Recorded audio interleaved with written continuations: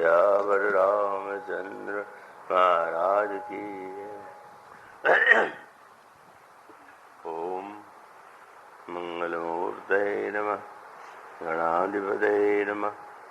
वर्णानाम् अर्थसंज्ञानाम् रसानां छन्दसामपि मंगलानां च कर्तारौ वन्दे वाणी विनायकौ शान्तं शाश्वतमप्रमेय मनघं निर्वाणशान्तिप्रदं ब्रह्माशम्भुफणीन्द्रसेव्यमनिशं वेदान्तवेद्यं विभुं रामाख्यं जगदीश्वरं सुरगुरुं मायामनुष्यं हरिं वन्देऽहं करुणाकरं रघुवरं भूपालचूडामणिं रक्ताम्भोजदलाभिरामनयनं पीताम्बरालङ्कृतं श्यामङ्गं द्विभुजं प्रसन्नवदनं श्रीसीतया शोभितं कारुण्यामृतसागरं प्रियगणैर्भ्रात्रादिभिर्भावितं वन्दे विष्णुशिवादिसेव्यमनिशं भक्तेश्च सिद्धिप्रदं कौशलेन्द्रपदकञ्जमञ्जुलौ कोमलावजमहेशवन्दितौ जानकीकरसरोजलालितौ चिन्तकस्य मनोविङ्गसंज्ञिनौ वन्दे विदेहतनया पदपुण्डरीकं कैशोरसौरभसमाहितयोगिचित्तम् अन्त्वं प्रतापमनिशं मुनिहंससेव्यं सन्मानसालिपरिपीतपरागपुञ्जम् अतुलितबलधामं हेमशैलाभदेहं धनुजवनकृशानं ज्ञाननामग्रगण्यं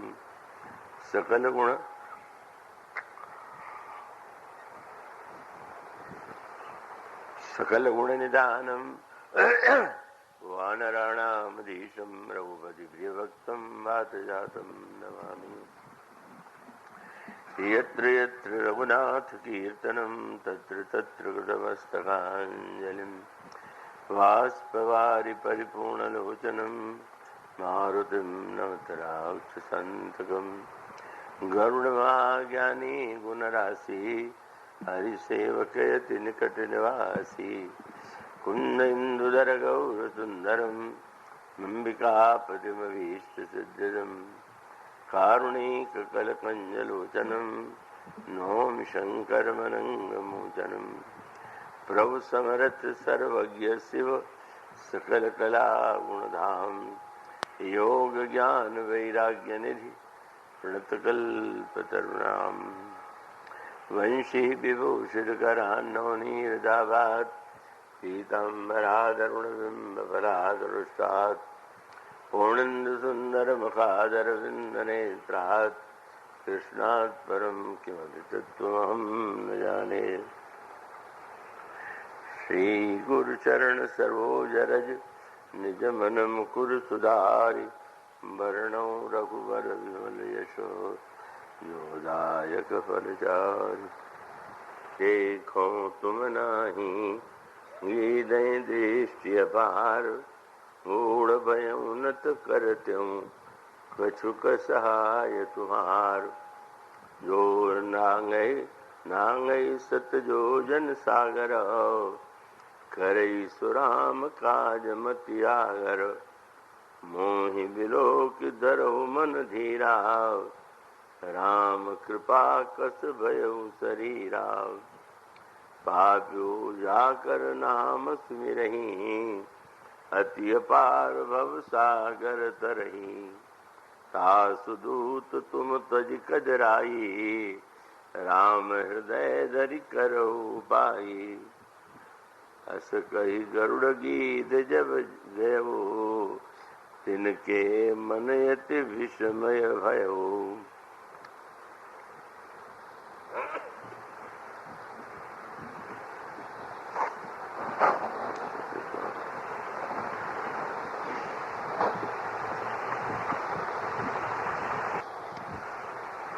वात्सल्यमयी करुणामयी जननी सीता और अनंत कोटि ब्रह्मांड नायक प्रभु श्री रामभद्र की महती अनुकंपा से पुनः वर्ष यह अवसर मिला है जब तीर्थराज प्रयोग की इस पवित्र भूमि में प्रभु के मंगलमय भक्तों के मंगलमय गुणानुवाद की चर्चा की जा सके।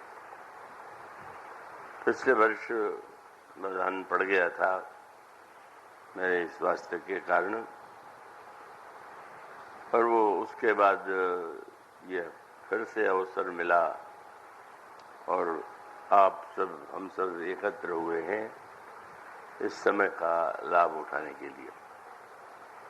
इस आयोजन के पीछे श्री प्रेमनाथ जी महेंद्र, श्री ओंकार जी महेंद्र की भावना, श्रद्धा और आस्था है और उसका लाभ सभी व्यक्तियों को प्राप्त होता है। प्रसंग का भार मैंने वैसे तो प्रेमनाथ जी पर सौंपा था, पर उन्होंने तो कह दिया कि वो उनका उद्देश्य तो रसपान करना है और बाकी झंझट जो है उसको तो उन्होंने अपने को मुक्त कर लिया। तो आइए ये प्रसंग जो चुना गया है, ये संक्षेप में प्रसंग बड़ा ही प्रेरक है, महत्वपूर्ण है। जनक नंदिनी सीता की खोज में बंदर दसों दिशाओं में प्रस्थान करते हैं, किंतु प्रयत्न करने पर भी वे सफल नहीं होते। उन बंदरों में भी जो सर्वाधिक महत्वपूर्ण थे और संपन्न थे, उन लोगों को दक्षिण दिशा में पता लगाने का भार सौंपा गया था और वे महानतम योद्धा जामवान, नलनीर, अंगद और सभी ऐसे, और सबसे पीछे श्री हनुमान जी महाराज वहां पर उपस्थित हैं, प्रभु ने विदा करते हैं और उसके पश्चात इन बंदरों की यात्रा प्रारंभ होती है। उस यात्रा में बड़ा उत्साह प्रारंभ में था।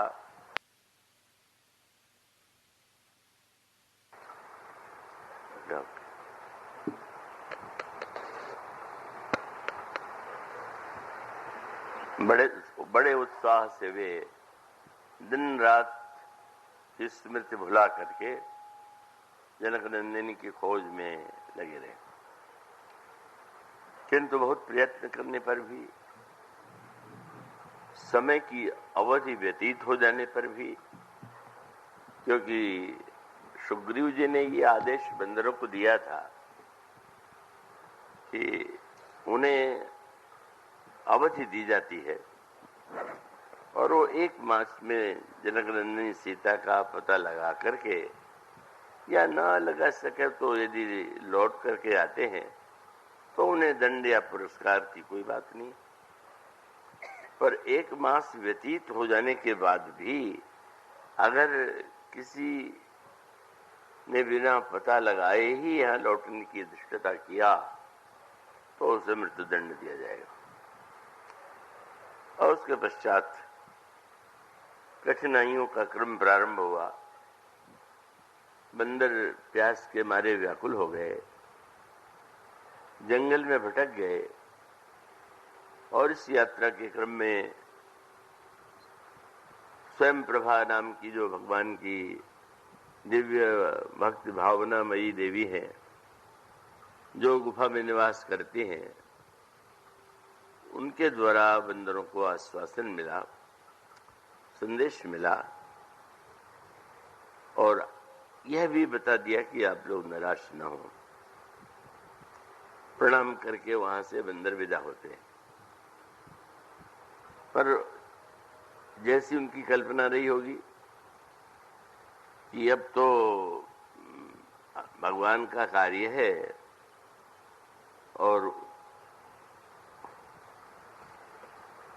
अब स्वयं प्रभा जैसी देवी का आशीर्वाद मिल गया, किंतु ऐसी है बड़ी सरलता से हम लक्ष्य तक पहुंच जाएंगे,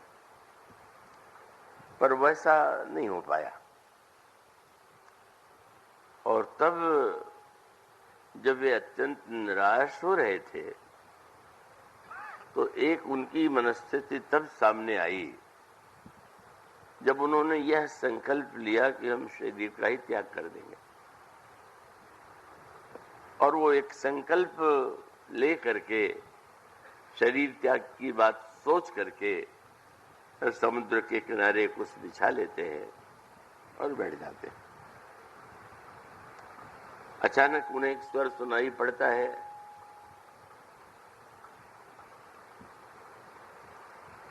और वो स्वर एक थोड़ी दूर पर जो गुफा थी उससे आ रहा था, और उस स्वर जो था वो बड़ा भयावना था, और वह स्वर गीध का था। और इतना ही नहीं, उस गीध के मुख से जो वाक्य निकला उससे सारे बंदर आतंकित हो गए, क्योंकि उसने यही कहा कि ये तो बहुत अच्छा है, बहुत दिनों से मैं भूखा हूं और आज तक हमें बहुत दिनों से पूरा भोजन नहीं मिला, पर जब आज इतने बंदर शरीर का त्याग करेंगे तो बहुत दिनों के लिए हम भोजन की समस्या से मुक्त हो जाएंगे। आतंक की सीमा नहीं। और उसके पश्चात अंगद के द्वारा कुछ कहा गया और संपाति उसे सुनकर गुफा से निकल करके बाहर आता है, और उसने आकर के बंदरों को जो उद्बोधन दिया, जो संदेश दिया, वही इस पंक्ति में आपके सामने अभी प्रस्तुत किया गया। इसका सूत्र यह है, और ये बड़े महत्व का सूत्र है, कि बहुधा व्यक्ति यह मान बैठने की भूल करता है कि अगर हम कोई श्रेष्ठ कार्य कर रहे हैं या भगवान का कोई कार्य कर रहे हैं तो हमें विघ्न का सामना नहीं करना पड़ेगा। अधिकांश लोगों के मन में यही कल्पना होती है। ऐसा भी होता है। जब श्री भरत चित्रकूट की यात्रा करते हैं तब उसी अनुकूलता का दर्शन होता है। बादल छा गए, श्री भरत को धूप न लगने पावे, और सुंदर सुशीतल वायु मंद मंद हवा बहने लगी, और पृथ्वी ने भी अपने को अत्यंत कोमल बना लिया। पृथ्वी में जितने कांटे, कंकड़ और अन्य ऐसी वस्तुएं थीं जिनसे चरणों को कष्ट हो सकता था, सब उन्होंने छिपा लिया। कुछ कंटक कांकरी कुराई, कटुक कठोर कुवस्तु दुराई, और मही मंजुल मृदु मार्ग कीन्हे, त्रिविध समीर बहई सुख लीन्हे, किए जाहि छाया जलद सुखद बहई बर्बाद, तस मग भयउ न राम कह, जिस भावरत ही जाते। अब इन पंक्तियों को पढ़ करके व्यक्ति मन में एक आशा पाल लेता है कि वैसा कुछ हमारे साथ भी होगा, पर सदा ऐसा नहीं होता। और न होने के जो पीछे है एक बहुत सुंदर श्लोक श्रीमद् भागवत में आया, और श्री रामचरितमानस में वो दृष्टांत के माध्यम से समझा जा सकता है। जैसे कोई ग्रंथ आप पढ़ रहे हो तो अगर कोई अच्छा समीक्षक मिल जाए तो आपको समझने में सुविधा हो जाती है, और जितना अच्छा समीक्षक होगा उतनी बात सुनने पढ़ने वाले को या सुनने वाले को वो बड़ी प्रिय प्रतीत होगी। भगवान की जो कृपा है उस कृपा के संदर्भ में भी यही बात है।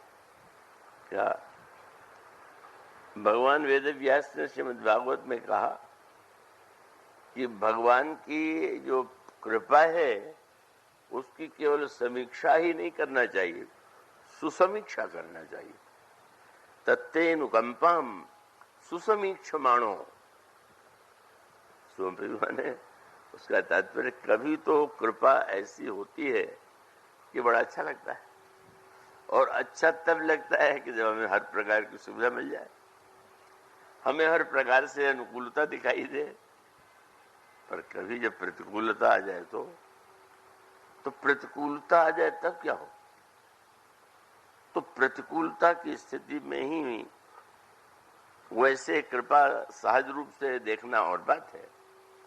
कभी कुछ कठिनाई से समझ में आवे तो समीक्षा है, पर अगर कभी अत्यंत समझना दुष्कर हो तो कहते हैं कि भाई अब तुम सुसमीक्षा करो और गहराई से विचार करो।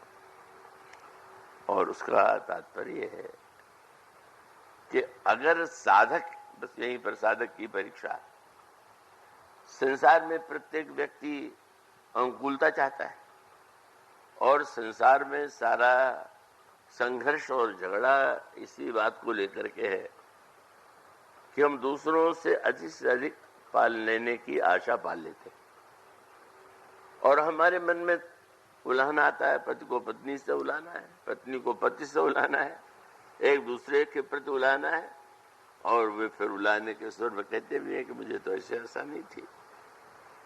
तो अब अगर भगवान के संदर्भ में भी ठीक उसी प्रकार की वृत्ति बन गई तो विषयी हो सकता है, साधक नहीं।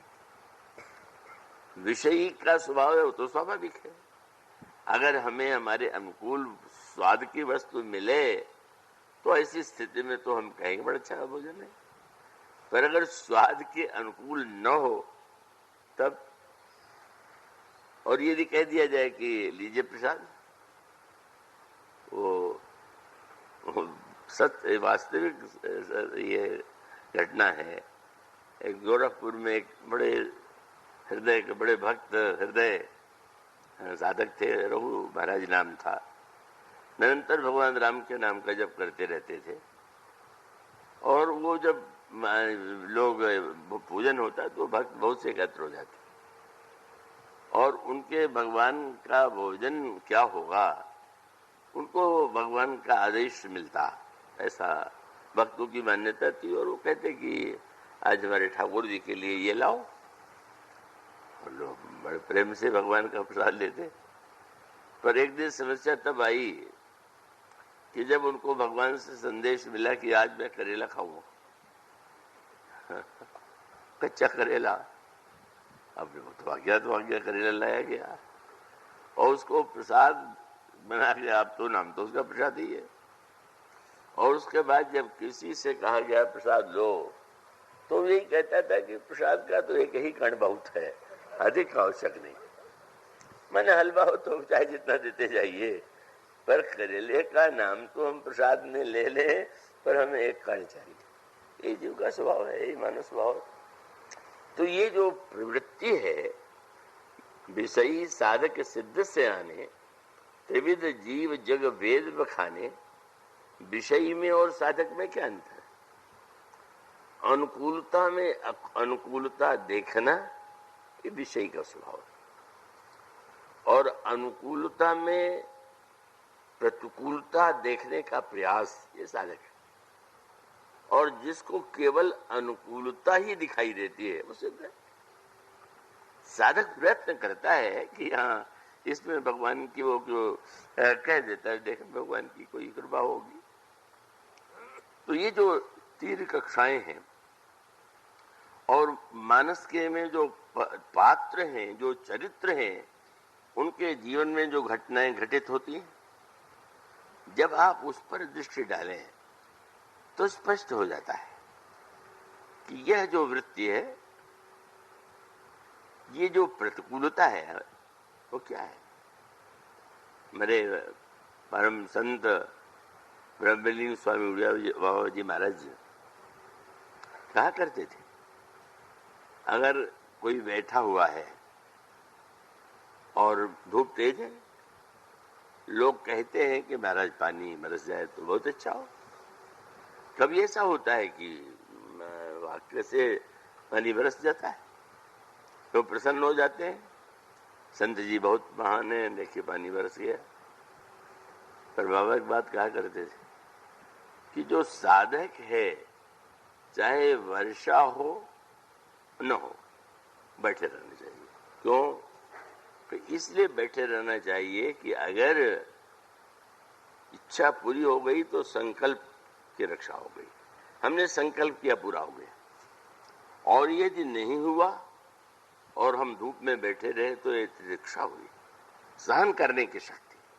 हम उठे क्यों? हम इस धूप को, इस कष्ट को सहेंगे। तो साधक को तो दोनों ही को स्वीकार करना चाहिए। और यही सत्य आपको श्री भरत की यात्रा में जो अनुकूलता है और इस यात्रा में जो प्रतिकूलता है, वो यह बताने के लिए कि आपका लक्ष्य कितना भी पवित्र क्यों न हो, आप भगवान के कितने भी बड़े भक्त क्यों न हो, पर वो भगवान के द्वारा कब आपको किस रूप में प्रेरणा और क्या संदेश दिया जा रहा है, इसको अवश्य ध्यान में रखना चाहिए। तो श्री भरत के जीवन की अनुकूलता, यद्यपि उस अनुकूलता में भी अब आप कल्पना कीजिए, पृथ्वी ने कुछ कंटक खाकर सब हटा लिया, बादलों ने धूप की पीड़ा को मिटा दिया, सुंदर वायु बह रही थी, पर भरत की कोमलता कितनी दिखती। जब श्री भरत चले तो गोस्वामी जी कहते झलका झलकत पायन कैसे, पैर में फफोले पड़ गए। बड़ी अद्भुत बात है, कांटे हो, गर्म गर्मी हो और फफोले पड़ जाए। तो ऋषि ने कहा कि अरे भाई, भरत जी के पैर में, चरण में फफोले पड़ गए। बहुत सुंदर बात गोस्वामी जी ने लिखी। दृष्टि क्या है? अब गोस्वामी जी ने जो उपमा दिया वो तो बिल्कुल उल्टी दिया। बड़ी किसी के पैर में फफोला हो जाए तो बड़ा कष्टदायक होता है। लेकिन गोस्वामी जी अपनी कविता में जो उसके लिए दृष्टांत या कविता उपमा देते हैं वो क्या है? बोले झलका झलकत पायन कैसे, पंकज कोस ओस्कन जैसे।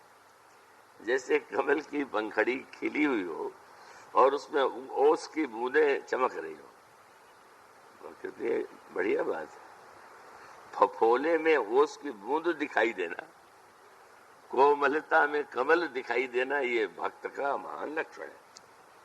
श्री भरत जो है ये सोच करके कि मैं प्रभु के लिए पैदल जा रहा हूं, इसलिए कष्ट नहीं होना चाहिए। प्रभु ने तो सारा प्रबंध कर दिया। पृथ्वी ने भी अपनी ओर से पूरा प्रयत्न किया कि भरत को कोई कष्ट न हो जाए, लेकिन श्री भरत को कष्ट हुआ। पर विशेषता यह है कि सारे कष्ट में भी उनको जिस आनंद की अनुभूति हुई वो अद्भुत थी। पंकज कोश ओस्कन जैसे, ये बड़ा विचित्र सा है। एक यूं देखें तो ये बात संगत नहीं लगती। ओस गिरती है रात को और पंकज खुलता है दिन में। अगर दिन में देखें तो पंकज खुला हुआ है तब ओस नहीं गिरती, और रात को जब ओस गिरती है तो पंकज मुदा रहता है। पर ये पंकज कोश में जो ओस्कन दिखाई दे रहा है, ये काव्य नहीं, ये भावना की अद्भुत अनुभूति है, अद्भुत रस है। और उसका अभिप्राय क्या है? पंकज कोश ओस्कन जैसे का अभिप्राय, इसका सूत्र ये है। मैं आशा करता हूं कि आप लोग तो इतने वर्षों से सुने हैं कि जो भक्त का हृदय और जीवन होता है, इसके जीवन में साधारण दृष्टि से देखें, आप वियोग किसे कहते हैं? किसी से दूर हो तो आप कहेंगे वियोग है, और किसी के पास हो तो आप कहेंगे संयोग है। तो अब अगर यूं देखें तो श्री भरत भगवान राम से वियोगी है, लक्ष्मण जी भगवान राम से संयोगी है, लेकिन ऐसा नहीं। बड़ी अद्भुत व्याख्या भक्तों ने की है। इन दोनों को अगर एक साथ किसी के जीवन में देखना हो तो भक्त है। वो यूं कहना चाहिए, उसके लिए एक शब्द है कि वस्तुतः भक्त का जो जीवन है दिखा, कभी तो संयोग में भी वो संयोग है पर उसे वियोग लग रहा है, और कभी वियोग है उसे संयोग लग रहा है। इस पर भक्तों ने बहुत लिखा है, और इसके लिए उन्होंने एक शब्द चुना है वैष्णव धर्म की परंपरा में, भाव में, प्रेम वैचित्र्य। ये प्रेम की विलक्षणता है कि जो संसार में संभव नहीं वो प्रेम में होता। इसलिए जब गोस्वामी जी लिखते हैं, और वृंदावन में वे जो रसिक संत हुए हैं, सूरदास जी महाराज, सूरदास जी कह रहे हैं कि श्याम सुंदर और राधा रानी एकदम पास बैठे हुए, लेकिन वियोग की व्यथा से राधा रानी पीड़ित है। बड़ी विचित्र बात आप कह रहे हैं, पास में दूर हो और वियोग की पीड़ा हो, ये तो समझ में आता है दूर पास में। तो इसलिए सूरदास की चर्चा करते हुए कहते हैं, हाँ पास में बैठे हुए हैं, पर राधे ही मिले हुए प्रतीति न आवत, जदपि नाथ विदु वदन विलोकत, और दर्शन को सुख पावत।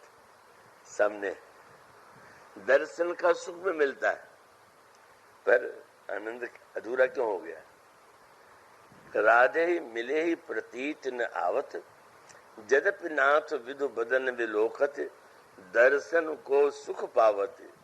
और भारी भारी लोचन रूप सुधा निधि, में आने दुरावत। वियोग की अनुभूति क्यों हो गई? अचानक लगने लगा क्या? बोले सपनों वाही की सत्य है। ये जो मैं देख रही हूँ सचमुच है कि सपने में मैं देख रहा हूँ? ये दूर चले गए हैं, लेकिन बस अब तर्क वितर्क करने लगी। क्या बोले? सपनों आई की साही सत्य है, बुद्धि वितर्क बढ़ावत। पढ़ने वाले ने कहा महाराज ये बात तो बिल्कुल बेतुकी है, ऐसा कैसे होगा? तो उन्होंने कहा ठीक है, आपके समझ में नहीं आता तो आश्चर्य नहीं है। क्यों? बोले सूर प्रेम की बात अटपटी, मन तरंग उपजावत। ये प्रेम की बात ही इतनी अटपटी है कि जैसे समुद्र के किनारे आप बैठे हुए, तो वहां पर उस लहरों में आप ये नहीं बता सकते कि कब लहर ऊपर उठ जाएगी, कब थोड़ी उठेगी, कभी आगे चली जाएगी, कभी चलेगी। यही मन की जो विलक्षण तरंगमयी वृत्ति है, यही है वियोग, संयोग में वियोग।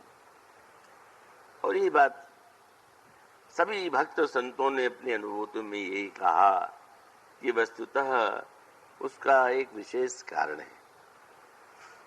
मैं आशा करता हूं कि आप लोग रसिक ही होंगे, ऐसा यही कर रहा हूं। और उसका अभिप्राय है कि आप जब पानी पी रहे होंगे तो आपको अनुभूति ये हो रही होगी कि नहीं कि यहाँ प्यास मिटी। तो प्रेम की विचित्रता है कि प्यास, जल पी रहे हैं, जल ने अमृत पी रहे हैं और प्यास बुझ नहीं रही।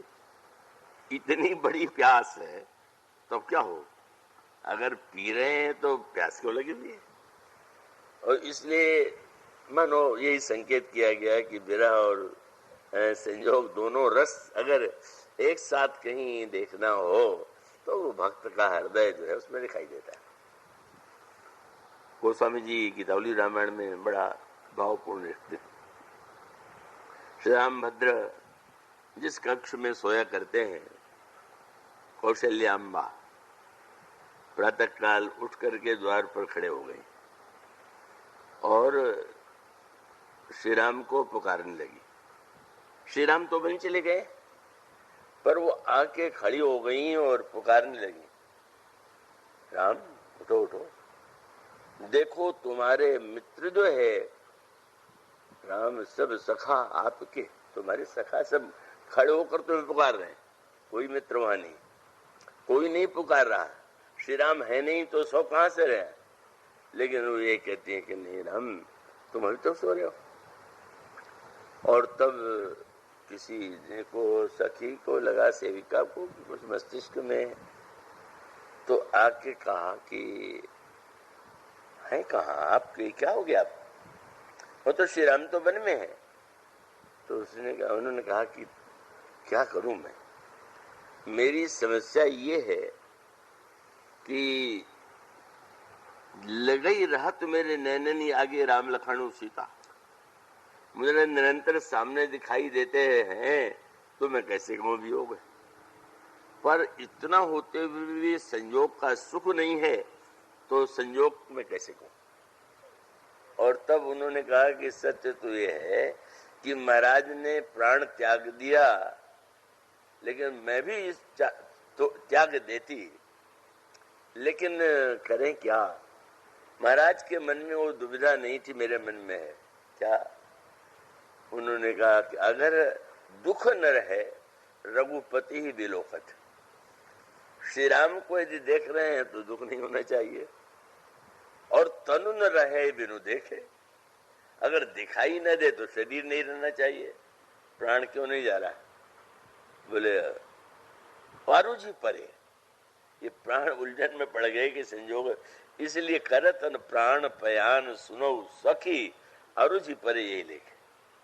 तो मानो ये जो भक्त की विलक्षणता है, उसमें संयोग और वियोग उन दोनों की बड़ी विलक्षण अनुभूति, इसलिए वहां पर एक साथ शीतलता भी है और ज्वाला भी।